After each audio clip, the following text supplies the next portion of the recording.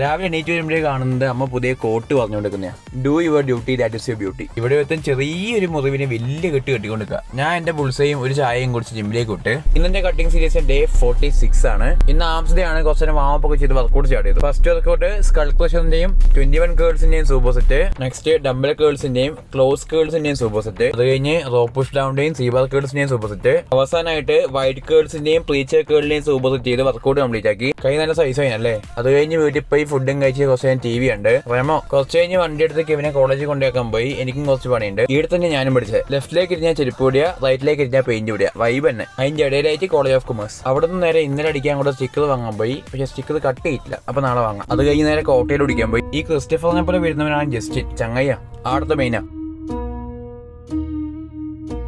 അത് കഴിഞ്ഞ് വർക്ക്ഷോപ്പിൽ പോയി വണ്ടീന്റെ വയറിങ് ചെയ്തുകൊടുക്കുക. എല്ലാം ഓൾമോസ്റ്റ് കംപ്ലീറ്റ് ആയി. കുറച്ച് സ്ട്രിപ്പ് ലൈറ്റ് ഒക്കെ വെക്കാനും കൂടെ ഉള്ളൂ. അത് കഴിഞ്ഞ് യൂണിഫോം വാങ്ങി. പിന്നെ പ്രിന്റിങ്ങിന് കൊടുത്ത് പിന്നെ ഒരു 10 കൊല്ലം കുടിച്ച് കെവിനെയും കൂട്ടി വീട്ടിലേക്ക് വിട്ട്. പിന്നെ ഇത് നമ്മുടെ പണ്ട് താമസിച്ച വീട്. പണ്ട് വെച്ചാൽ ഒരു 10-12 കൊല്ലം മുമ്പ് നൊക്ലാച്ചി അടിക്കുന്നത്. പിന്നെ ഞാൻ നേരെ എന്റെ വീട്ടിലേക്ക് വന്ന് നടക്കാതെ അമ്മച്ചതാ വെറുതെ ഇരിക്കുന്നത്. ഇങ്ങനെ നടന്നാൽ ഷുഗറും പ്രഷറൊക്കെ വേഗം കുറഞ്ഞോളൂ.